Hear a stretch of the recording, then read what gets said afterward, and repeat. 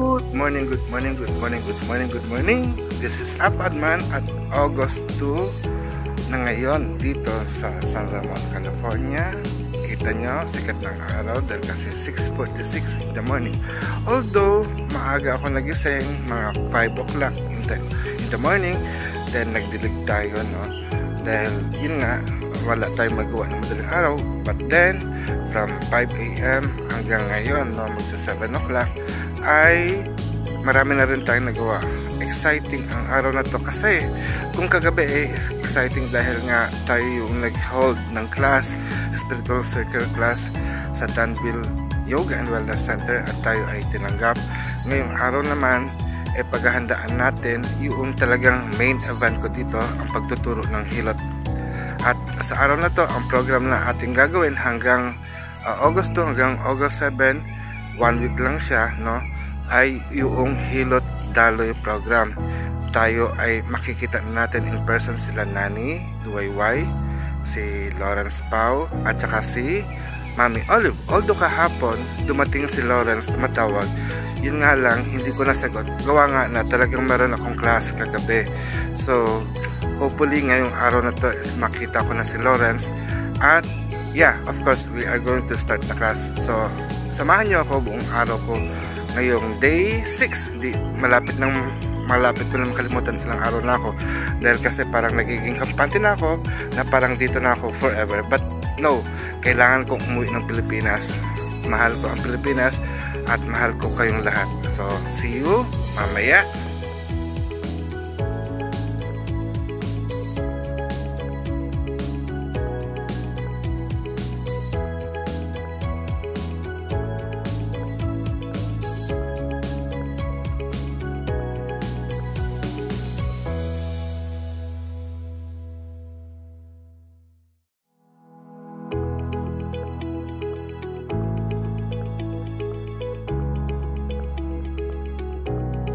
Ayan, nakita nyo kung paano natin tinali, no, yung ating dagdagi sticks.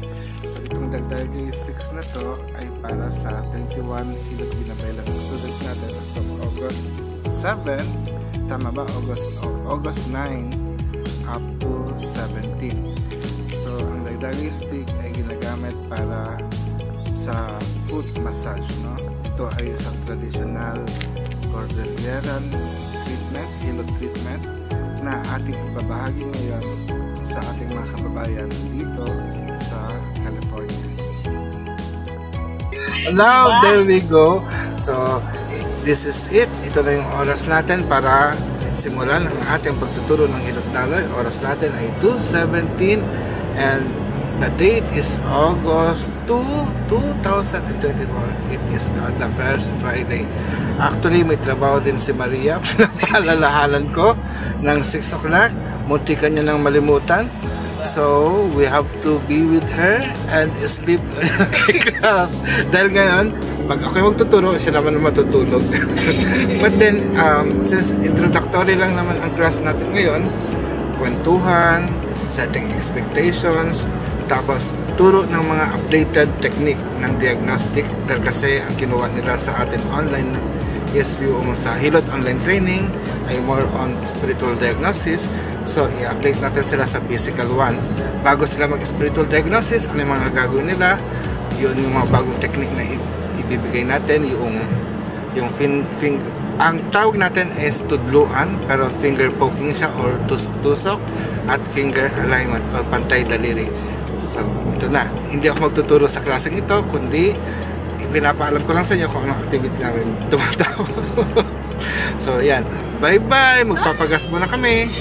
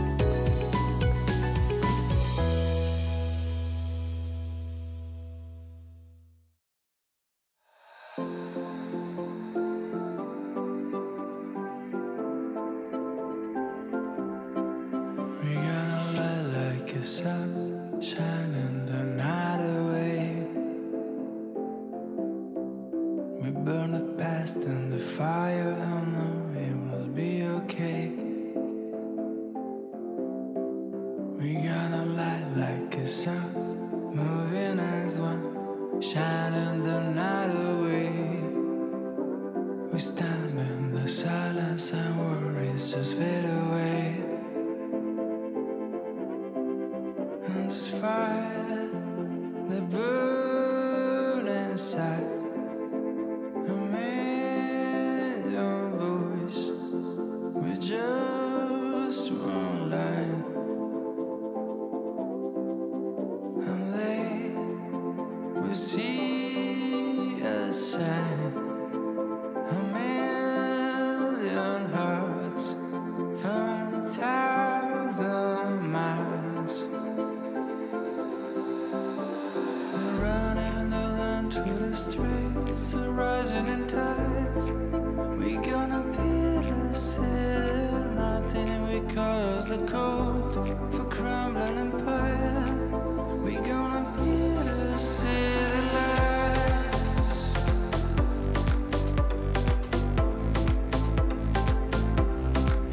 We gonna take back the summer and spend this long night awake. Let it beat of a drummer, our heartbeats will start us way.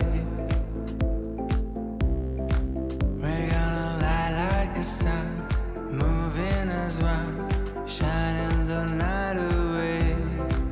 And we stand in the silence and worries just fade away. And this fire that burns inside, a million voices in the same line, and they will see us shine. A million hearts from 1,000 miles. They're running around to the streets, they're rising in tides. We gonna beat the city, melting, we call us the cold of a crumbling empire. We gonna beat the city, we gonna beat the city lights. We gonna beat the city, we gonna beat the city lights. The city lights, the city, the city lights, the city.